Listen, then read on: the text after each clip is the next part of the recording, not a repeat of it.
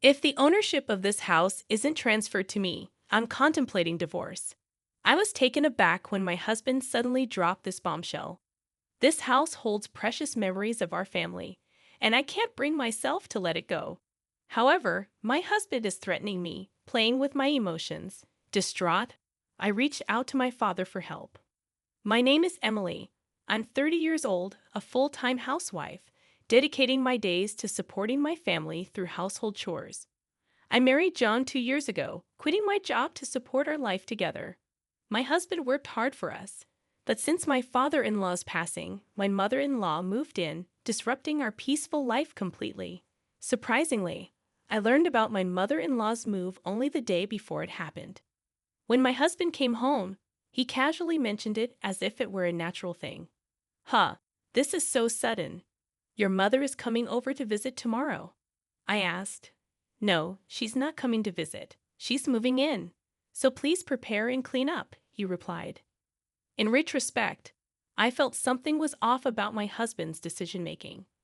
Normally, such decisions should be discussed with his wife beforehand. However, in my case, the decision had already been made without my knowledge. The next day, my mother-in-law arrived with a lot of luggage, ready to move into our house. It's been a while. I'm glad you look well, Mary. Please come in, I greeted her. Strangely, she seemed displeased. Emily, why didn't you come pick me up? Isn't it common sense to meet at the station when your mother-in-law is coming, especially when I'm carrying big luggage? She complained. I explained that I didn't know her arrival time, but she retorted that I should have contacted her, labeling me as thoughtless. From that day on, my mother-in-law's snide comments intensified. As soon as my husband left for work, the barrage began. Emily, why are you sitting there? Do the dishes. You should have finished the laundry in the morning. That's common knowledge. I apologized and promised to do the laundry after the dishes. However, her comments continued, criticizing my priorities and claiming that in her house, there's a rule to do laundry immediately after breakfast, dismissing any excuses. I maintain my own daily routine. Why can't Mary understand that I'm not refusing to do the work? It seems she just can't accept my way of doing things. Even if I did things her way, she would still find fault and complain every day. The daytime hours alone with her were especially challenging. One day, I had an epiphany on how to end this living hell with my mother-in-law. Move to the house I inherited from my father and live in a separate home from her. My father retired early a few months ago, and as a result, my parents started a new life in the countryside. They then passed on their house to me. Fortunately, that house isn't too far from our current apartment, and we were planning to move eventually. Living with my mother-in-law has reached my limits, so I decided to talk to my husband about moving sooner. John, can we talk for a moment? I asked. He inquired, what's up? Anything happened? I brought up the house my father gave us and suggested moving there. Oh, that house. We did talk about moving there someday. Why the sudden decision? He wondered. I explained. Well, I've been having some difficulties with your mother. I can't bear living with her anymore, so I'm seriously considering moving. Surprisingly, my husband agreed to the move. After informing Mary, we decided to move a week later. I thought she would oppose, but she accepted our decision with a big smile. Goodbye, John and Emily. I'm so sorry for the sudden decision to move, she said. We reassured her, don't worry about it. It's wonderful that your father gave you the house. He's very sweet. Thank you. Please visit us sometime. She promised to visit, and we headed to our new home. I felt relieved. I wouldn't have to hear snide remarks from her anymore. From now on, I could live freely at my own pace. Although I thought she might oppose, I'm glad I consulted John. However, my peace did not last. While I could keep a distance from my mother-in-law and reduce stress, my husband started coming home late. It wasn't just late returns. There were days when he wouldn't come home at all. He was visiting his mother, defending his actions by saying he was worried about her. It became too frequent, disrupting my daily life.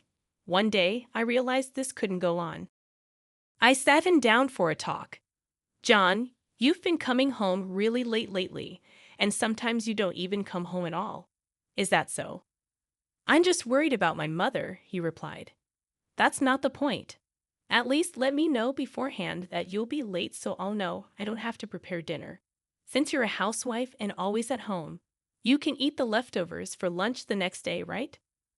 So you're saying I should just accept everything quietly because I'm a housewife? Are you saying we shouldn't talk about this? Isn't that the truth? Housewives just relax at home, right? What? What are you saying? Anyway, I'm worried about leaving my mother alone. Ellie will be coming back soon, and I need to discuss some things with her. Wait, Ellie is coming back. Ellie is John's sister who currently lives abroad for work. It was the first time I heard she's coming back, but what does he need to discuss with her? Curious, I asked my husband. We're moving Ellie here to live with us. What? Live together? Yes, she kept saying she wanted a big house like the one she lived abroad. That's why I thought of letting her stay in this house. I don't understand. Suddenly informed of this, I couldn't think of anything. Is my sister-in-law going to live in this house? I was just able to escape Mary's bickering, and now his sister. Wait a minute. Why is Ellie going to live in this house? This is the house that I inherited from my father.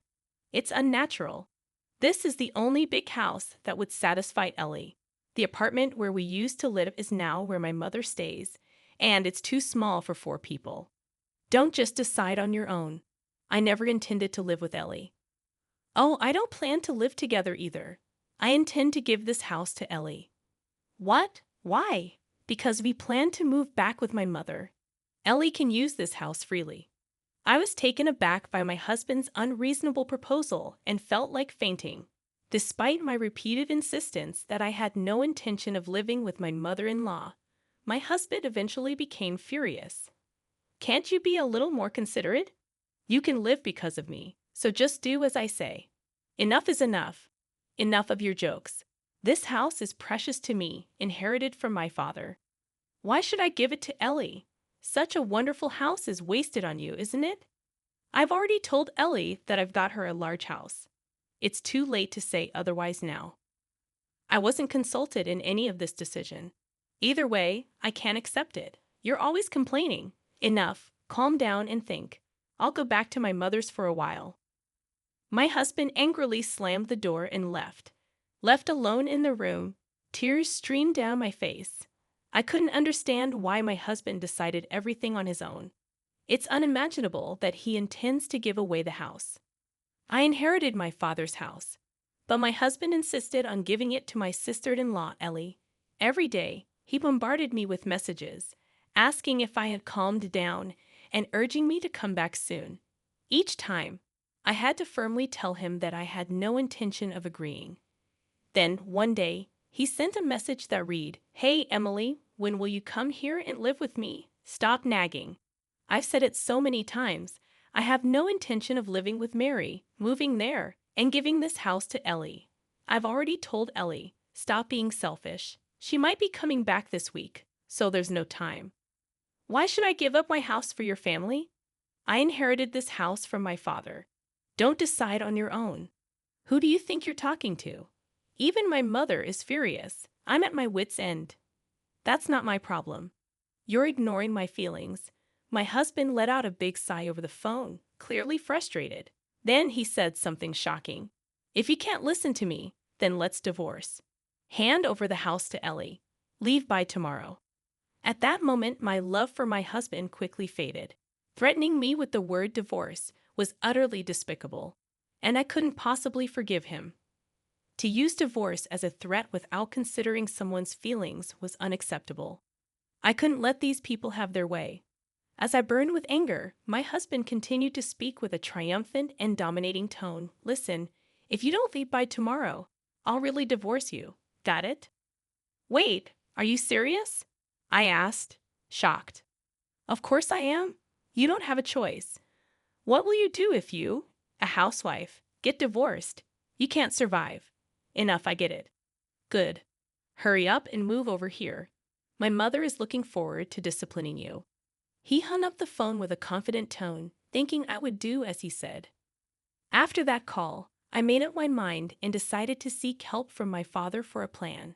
The next day came, and I calmly replied, "Yes, everything's ready," when asked about the move. Curious about Ellie's return, my husband inquired, "By the way, I'm curious about when Ellie will be back." "She'll be back tomorrow." "Why are you so obsessed with Ellie?" "Between you and me, she seems to have made a lot from stock investments. I see, so if you provide her with the house, maybe you can ask for financial help." "That's so like you." "Anyway, you need to leave that house today. It's inconvenient for all of us." "Don't worry. I've already moved," I said calmly. "What? What do you mean?" My husband seemed genuinely surprised. "I knew it. You don't want to divorce me, do you?" "Naturally. Without an income, you can't survive. But all of this is coming to an end. We're still married now, so that's why we're talking." "Wait, what? I can only think about divorce now." My husband was clearly shaken by my words. "You promised to move out of that house, right, and live with me? But you've already moved." "What are you saying?" "Of course, I won't live in a house with a husband who decides everything on his own and a bullying mother-in-law." "Huh. Why are you including me? You promised to move out for Ellie." "I said I've already moved, didn't I?" "I did as you said. Enough with the jokes. Where are you now?" My husband's tone was panicky, and he was clearly losing his cool. "Actually, I'm at my parents' house." "Why did I move to my parents' rural home?" "I don't plan on returning to where you guys are," I declared to my husband. He replied with a hint of relief in his voice. "You should have told me that sooner. If I could just give that house to Ellie, it doesn't matter where you live. It would require $3,300,000, he explained. $3,300,000?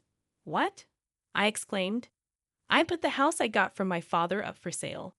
So if you really want to give it to Ellie, buy it for $3,300,000 and then hand it over," he calmly stated.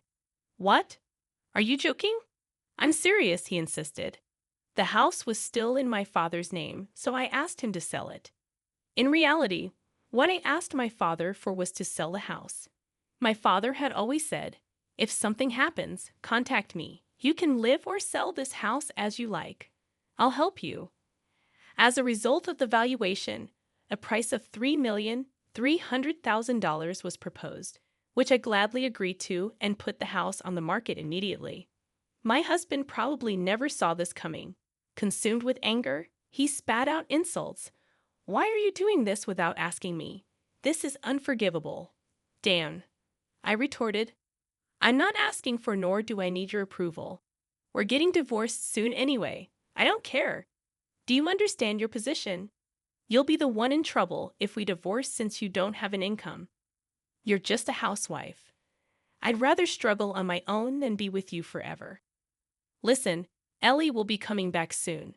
I told you, I'm relying on Ellie's money, didn't I? So what? Like I said, if you want to let dear Ellie live in that house, just buy it for $3,300,000.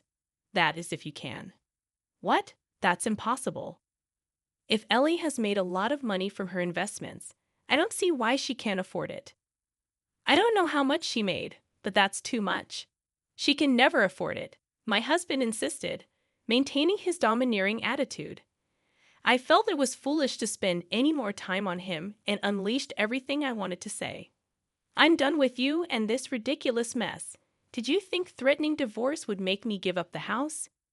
If you thought being a housewife meant I'd do whatever you say, you're so wrong.